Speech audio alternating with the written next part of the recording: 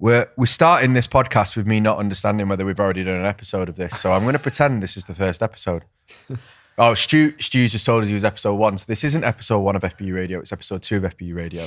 And today we've got more than one person on the podcast at a time, which is going to challenge my attention span, but we're going to do it. Mine too. Yeah. We've got Reece, who's our CEO coach for the program. And we've got Josh, who's our copywriter. And we're going to talk about how to do a proper launch, some things that are necessary in a launch, some things that maybe coaches do wrong. Okay, we're going to keep it really short and simple. So over the next 20 minutes, we're going to break down what we think are the best practices for launches, because many of you, when this podcast go out, will be starting putting together your summer launch. So we just want to make sure that you've got all the tools that you need in order to do that correctly. Reece, I'm going to come to you first because you're very good at launches. Launches are one of your strong points. I mean, for me, the biggest thing when it comes to launches that people need to have in place is actually like having a yearly calendar. So instead of just going, oh, it's been a couple of weeks, maybe I might do a fucking launch, or oh, it's been a little while, I'll do a launch now. It's actually, and if you don't have a yearly calendar, that's okay. But it's maybe once you've listened to this podcast, going away and going, right, we're in whatever month of the year, I've got X amount of months of the year left. I'm going to start planning what launches I'm going to have. So the first place that I would start is looking at like either what your biggest launches are going to be. So I personally would say most people's biggest launches is the anniversary of their program or their birthday, because it gives them a unique reason and opportunity to launch. And then a second place outside of that, I'd work around that with more seasonal style. Summer, Black Friday, Christmas, kids back at school if you're coaching mothers, for instance.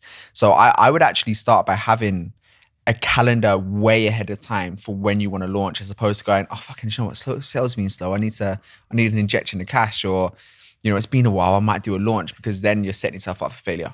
You know where I think that came from?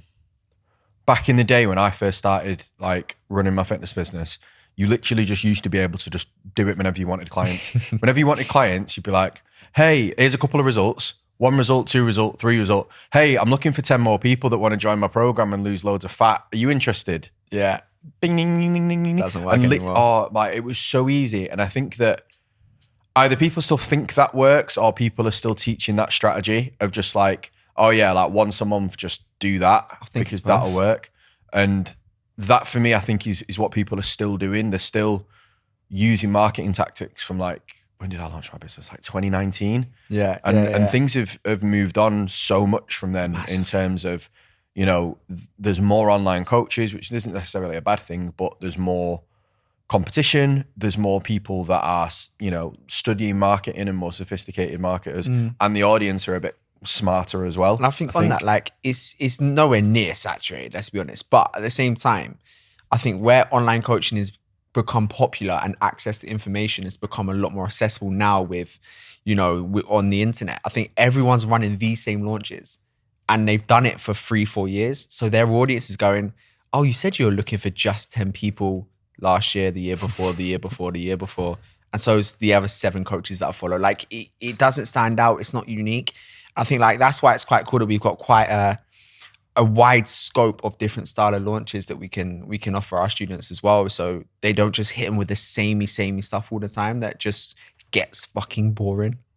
Yeah. I think it's easier when you're a coach. You see other coaches doing, they're looking for 5 more people, and like, oh, I'll do that, see what I get, and yeah, it works. And then you're like, oh, well, that was that easy. And I think, just like you're saying, people get wise really quickly. And if you have an anniversary launch, people are like, they're not necessarily going to remember it, because no one's going to remember the anniversary of your, but they might see it a year and they'll be like, oh, it's another year. Oh, he's been going another year. And I saw all the people that applied last year, and it doesn't become repetitive because you're doing it for a reason. You saw that it was popular. And if people are maybe on the fence, they're like, oh, actually, I'd forgotten, shit, is it a year since I missed out on that lot. I almost thought about it. Oh, I'll speak to him about this one. And then it's like a natural way of generating a conversation, generating interest without it being forced of, I'm looking for 5 dads who want to lose 12 pounds. I think on that as well, like when you're launching for like a specific reason, like a birthday or an anniversary, it gives you a reason which makes your audience more inclined to listen.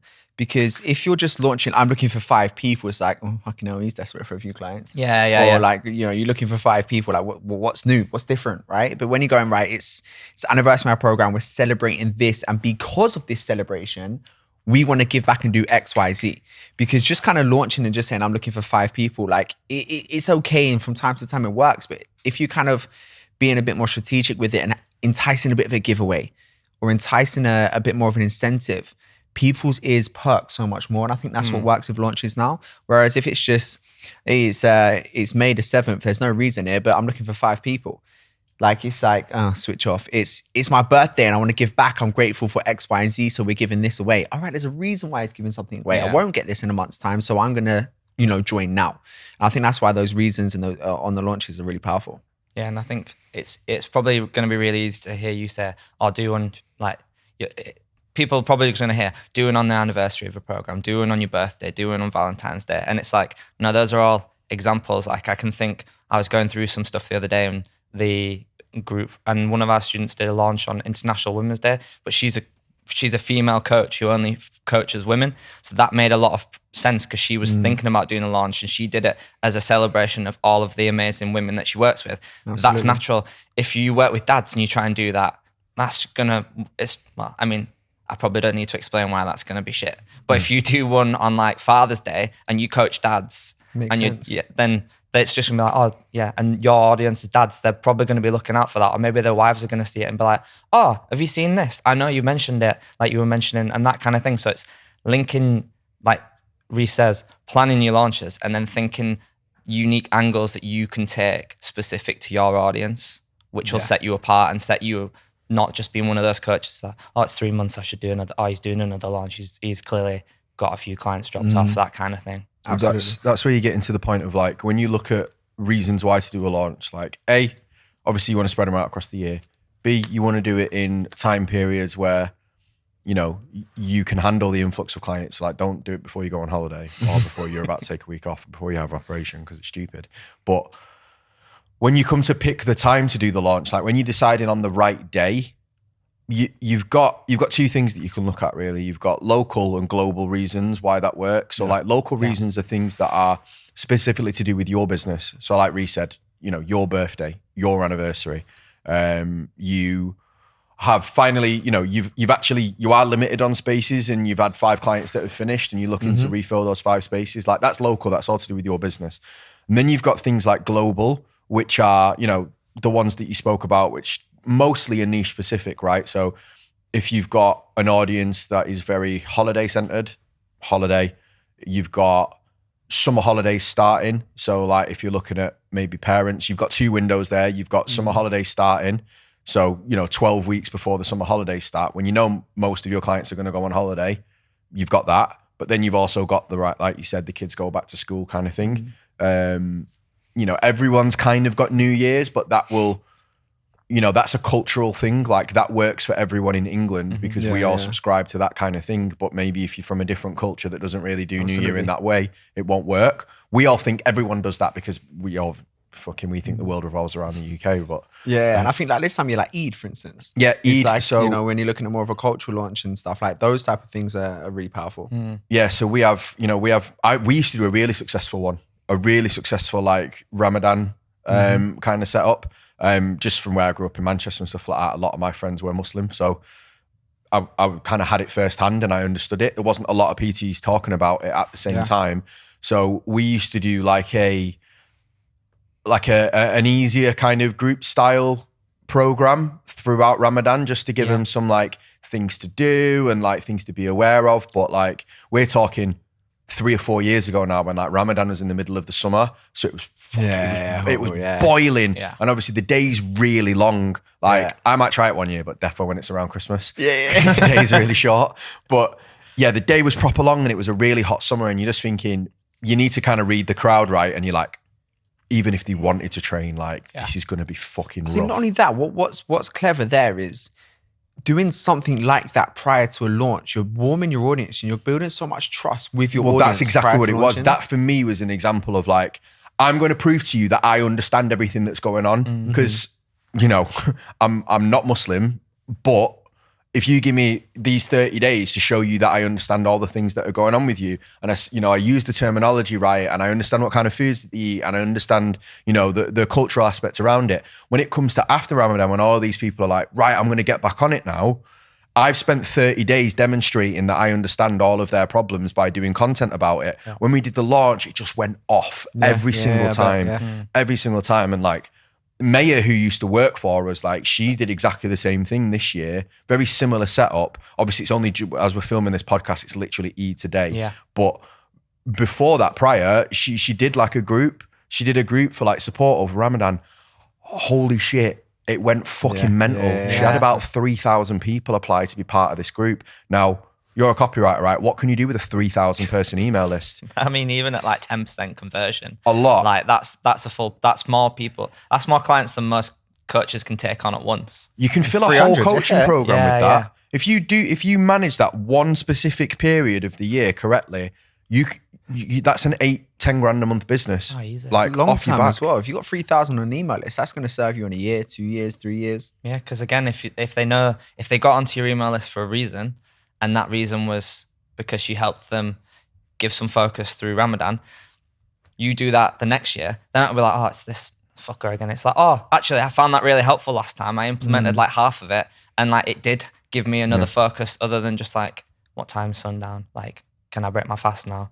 And I think, again, it comes back to the planning, like just while you were saying these things, like if you're a performance coach, you could do launches around like big events. Like obviously Sam's a CrossFit coach. He can do a launch around the CrossFit Open. That's like all of his audience, even if it's just like even if it was not necessarily like a big launch, like we're going to do CrossFit Open and then, oh, how did you do?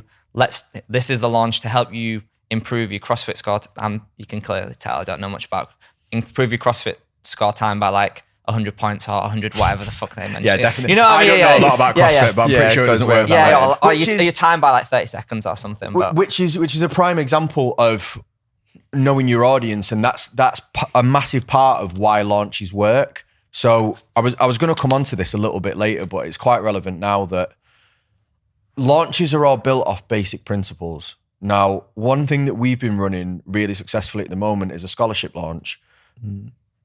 Other people have started like taking shots at it purely, I think, because they didn't teach their clients how to do it and we're having a load of success. People are copying it like point blank. Like I've seen coaches that we don't work with copy and paste our coaches' posts on it, which is cool. And it will be fine for them. The problem with that is, well, the funny thing is there's nothing special about that kind of launch. It's just a packaged way of getting the principles out there, which is have scarcity, have a good offer that has relevancy right now, give people a reason to say yes, and basically, make sure that you've built up that pressure of people beforehand that are on the fence in order to move into the process. It's not wizardry to do with that one kind of launch. It works on all of them. The good thing is we teach our guys the principles of that and why it works and how to bend it. So other guys, the word scholarship or things like that hasn't really fit well with their audience. So they've not used it. They've done it in a different manner, in a different format, applied the same principles, and it's worked. The problem is if you don't know the principles and you copy and paste launches off other people, or even like Josh, you're a copywriter. If you get the copywriter to just write a launch for you and think, right, I'll pay for it once and then I'll just use it over and over and over again. Your first one will work. Yeah. There's nothing wrong with your first one. The first one will work. But then it's going to get tired. Like anything with regards to marketing, the creative will get tired. They'll get tired of seeing the same kind of sentences, it propositioned in the same way. And it will either do okay and then bomb, or it will just get less and less effective to the point where you're like, I'm missing my opportunity here to do this correctly. And that for me is the real key thing in launches. It's understanding the core principles of why people buy it and why people choose to buy at that point in time. And if you understand that, you can almost, I don't want to use the word manipulate, but it's probably the right word. It's just understanding human psychology. That's buyer behavior. Yeah. I thought it was really funny because I've probably seen the same people taking shots. Well, I didn't see it. People send it me. I don't see none of it. I was just like, the thing is, they see, everyone's doing these launches. And they're just like, what's the point? I'll steal it. But I think they think you can just, out of the blue, just drop a scholarship launch and people will just buy. And it's like, no, you have to have built something before that. Like you can't just put, oh, you've got X amount thousands to give away and you've got a baying audience for it, because you could have like 10,000 followers, but if they don't know what you do, just because they see a number of money giving you away, as soon as they read that it's not just a physical, you're going to give them £10,000 about, well, I'm not interested. Whereas if they know it's to do with your coaching, already they're like, oh, actually, I'm going to speak to them about that just to find out more details, which is what the initial scholarship launch is about. It's building interest. And then, like you've said, you've planned the whole launch. You can't just say, you don't just drop one post and giving away £10,000 in scholarships, apply now, and that's it. Because that will, like you say, it might work all right once and then never again. It's the rest of the launch that's actually the key. I mean, listen, on that as well, like people might look at it and go, oh, why is so-and-so doing this? But the truth is people are making great fucking money off doing them. So, but the thing I like about the scholarship launch as well is it's a very it is quite a nice thing to do, and it's a very moral thing to do, because a lot of time, generally, coaches come into the coaching industry off the back of some kind of trauma they've had, right? They've changed their lives and they want to use their vehicle to change others. And doing something like a scholarship is a nice opportunity to give back. Like I remember when I had done my scholarship, and there was something inside me that felt fulfilled, because it's kind of like, right, do you know what?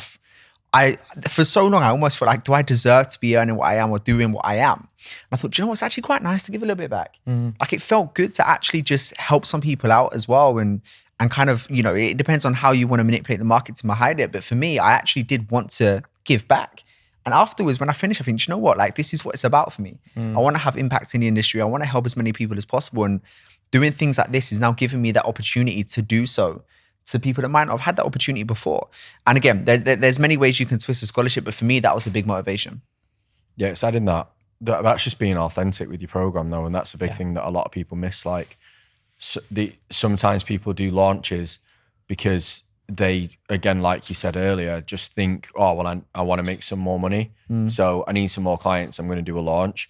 If you plan it out correctly, the launches are really there to either, you know, give discounts in certain amounts, or, you know, to move people that are on the fence and give them reason to sign up now. But if you take the kind of the giveaway scholarship style launch out of it, when you're just talking about, you know, timings of your program, it's also creating awareness for your clients. Like if we take where we are now in the year, obviously there's two things kind of in the calendar really that if I was marketing a fitness program would be in my mind. Obviously the first one is Eid for a lot of people. So this is a transition where, you know, for 30 days, it's around 30 days, but for like the last month or so, you know, they've really practiced a lot of discipline. They've really practiced a lot of, you know, kind of inner work and stuff like that. And a lot of people, you know, it's a time for reflection. A lot of people will have maybe come to decisions that they want to change things about their life. It's kind, you know, kind of like with the Christian calendar and New Year, like people see New Year as like a way to like ingrain new habits. It's a similar format. But also the other thing that I'll be looking at is the start of May on, you know, on averagely a 12-week program, you're looking at the start like May, June, July, you're looking at the end of July, which is the start of the school holidays, which is, you know, where the majority of people go on holiday. Yep, absolutely. So you've got that. So then you've got a real time scarcity of it takes 12 weeks, arguably, without arguing the semantics of human biology, to get in shape. Yeah. If you don't sign up now, you will not get the full benefit of doing this. Now, if you're working with a population that take longer, this window opens up a little bit more and you've got to start pushing this stuff at the correct time. If you work with young lads, you've probably got a little bit more time to play with. But then their holiday time is, when's the Ibiza season? Like, I act like I know. All the way out to September. I've only been to Ibiza Yeah, I was going to once. say, George said it was starting now, but I don't know. George is months of the year, George's isn't he? Ibiza season. George is one of our staff members and coaches, by the way. George's Ibiza season starts from the day Ocean Beach opens to the day Ocean Beach closes. And everything in between. I know, but I think for summer launches as well, I think for those who work with body transformation, your time around summer, in my opinion, should be one of your PB months throughout the year. And I mean, so those listening can take away some quick value and something that they can implement and make money with straight away. Like I'm doing a summer launch this Sunday, but the things that I'm doing to make this work is I'm making the offer absolutely irresistible. All right. Without giving us actually go into detail of your summer launch though, so let's talk us through how you're planning this summer launch. This will go out after you've run it, so no one's going to copy it. Maybe you'll copy my launches all the time anyway. But so the plan of this happened ages ago. So like, for instance, when I was in Dubai, I got a videographer and I filmed a bunch of content for the summer launch. My thought process is like, and playing on human psychology, the last 3-4 weeks, knowing that I'm going to have this launch, I've been slowly talking about summer. I've been slowly posting pictures of me by a palm tree or with the sun in the background.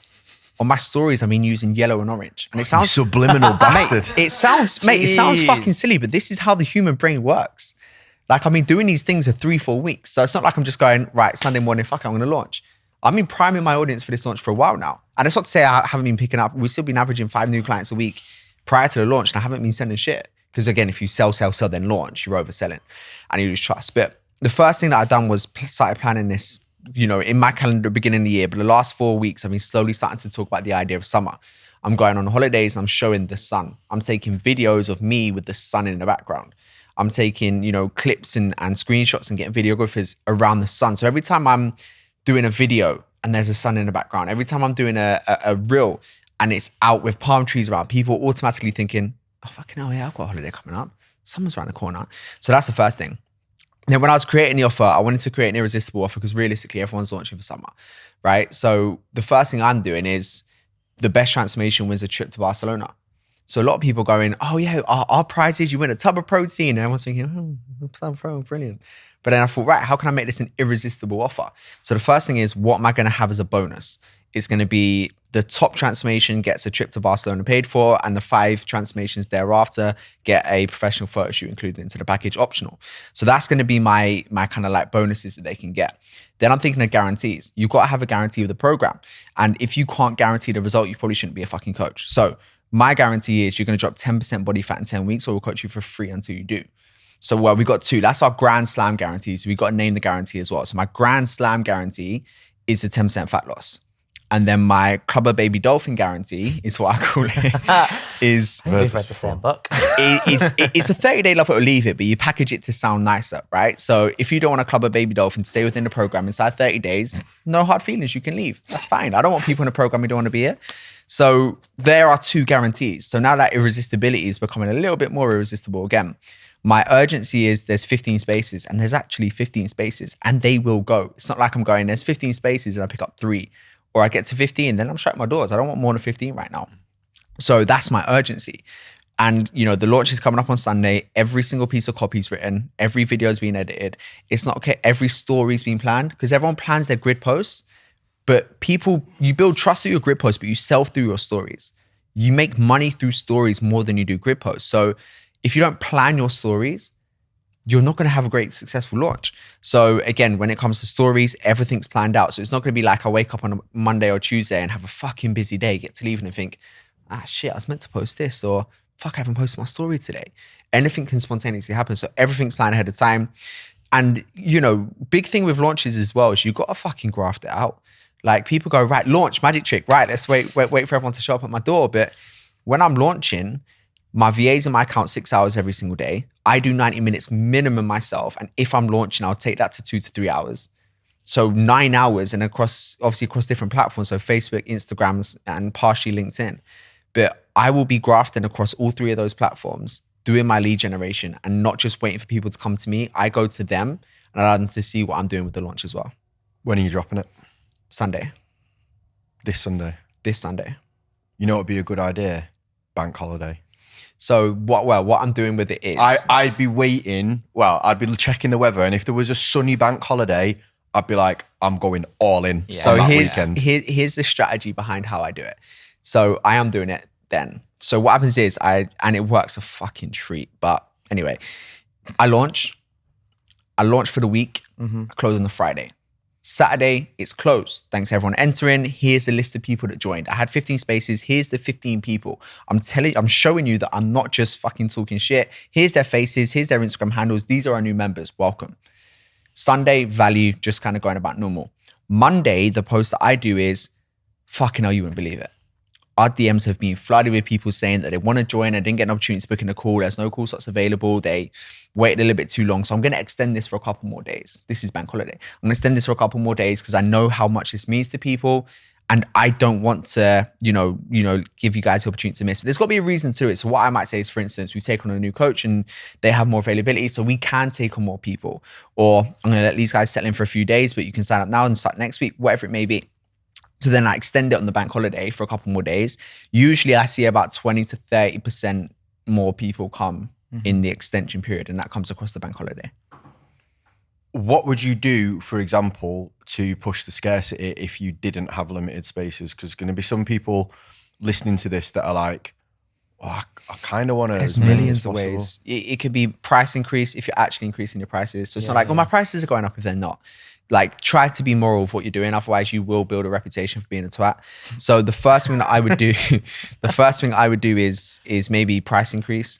It could be that you're not taking on people directly. So it might be that you're working with coaches and you might say, look, this is the last opportunity to work with me personally. Thereafter, you can join our team. We don't have a limited space, but it's not going to be with me. It's going to be with my coaches.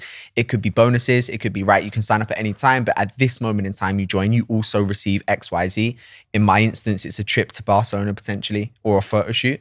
So if I didn't have 15 spaces available, there's still scarcity in the holiday. There's still scarcity in the photo shoots, which they wouldn't get unless they join now. Yeah. So there's many ways you can manipulate scarcity. Another thing you can just add in for the scarcity factor is if you've timed it right and you're looking at this as like a 12-week transformation. Summer.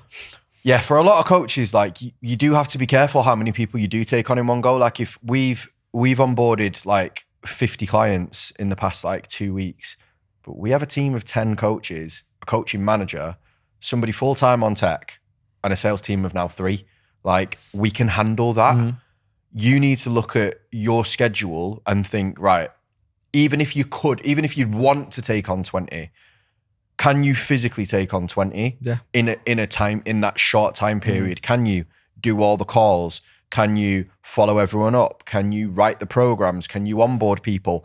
Have you set your diary up to do check-ins with 20 more people next week? Yeah. Because that's what's going to happen. So for those of you that are thinking, I am going to want to keep on taking clients after the launch, it's not a hard and fast shut. Remember that you're only saying you've got 15 slots available for this particular offer, which you probably, realistically, I know most coaches listen to this, if you onboarded 15 clients over the space of 3 or 4 days, you would need 2 or 3 weeks to catch back up. That's probably your monthly quota of clients, probably way more than your monthly quota of clients. So even though you probably sat there thinking, well, I am that coach that actually has more spaces, I do want to take on 30 clients, but just be real about the amount of clients that you can actually take on. Yeah. And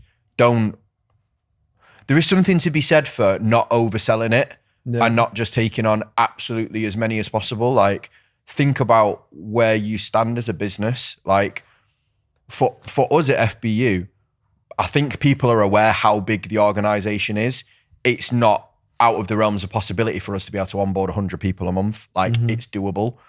If you're an online coach and a one-man band, people are not going to be surprised that you can't take on 30 clients. And actually, if you could, they'd probably be a little bit worried about the amount of care and support that they were going to get. And like on that as well, it sounds silly, but like if I'm doing a launch over a 2-week period of time, I will make sure everything outside of the launch is prepped. Like, I'll say to my missus, next 2 weeks, I've got long days. My meals, I'm gonna go to a meal prep company and get all that shit sorted. Because I know, like, if you're trying to onboard 15 people, right?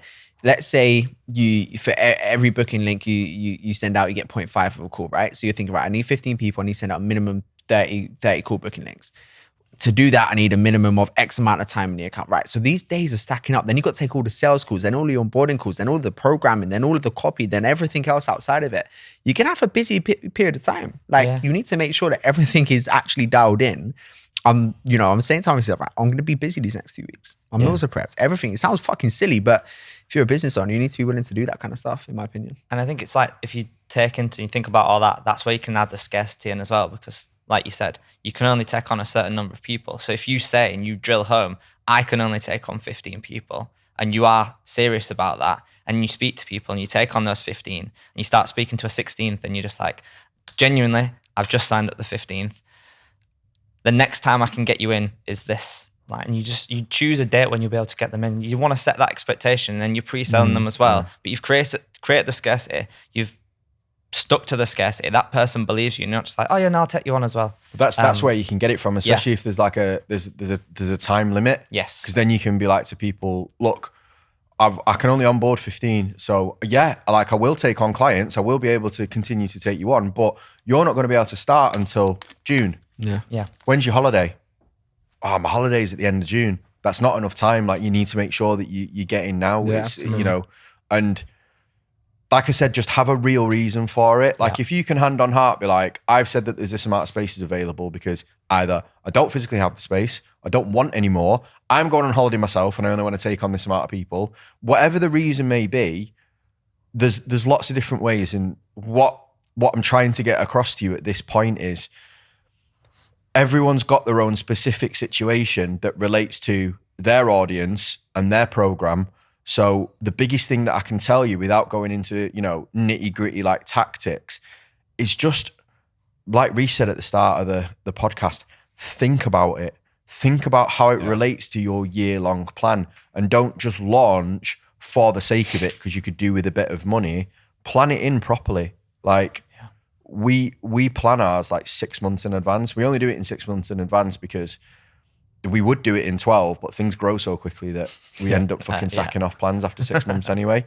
But like that to me would be a clear, and one of the things that we do at the end of, so obviously ours is a one-to-one coaching program and a mentoring program, but one of the things that we get people to do once they've learned how to do launches is we get them to plan out like 6 months worth of launches and submit it to their coach, and their coach will look at it and think, does that make sense? Yeah. Is there any holes in here? Are these too close together?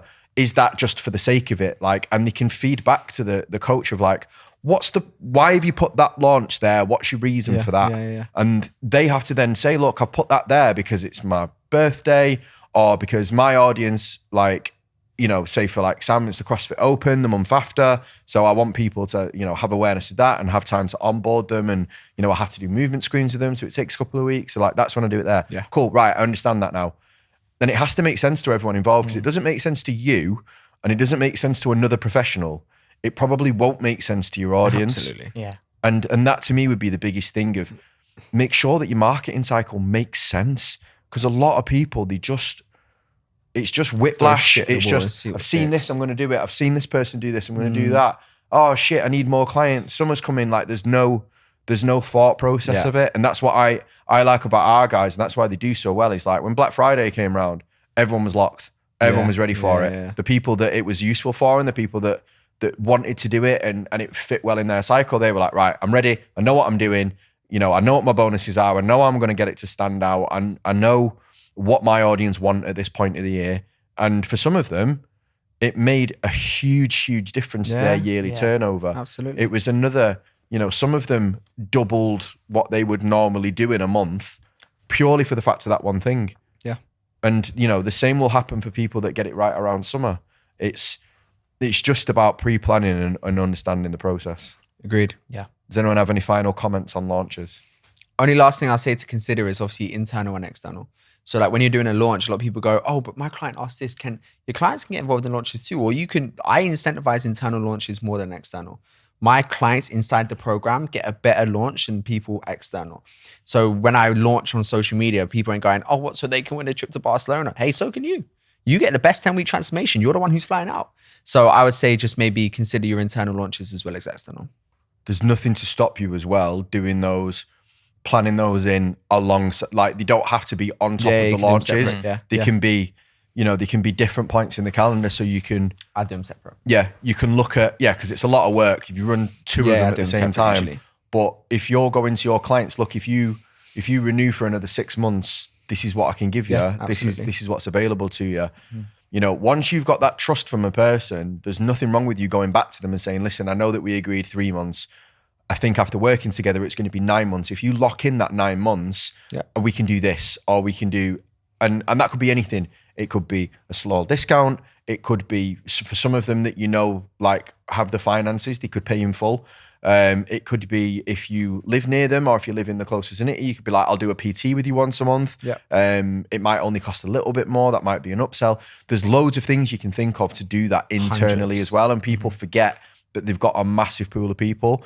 Every time I was skint as a PT, the first thing that I did was offer my current clients a discount for paying in full. facts. For paying up full. Or if I had a holiday coming Because up. it was, I never went on holiday in my 20s.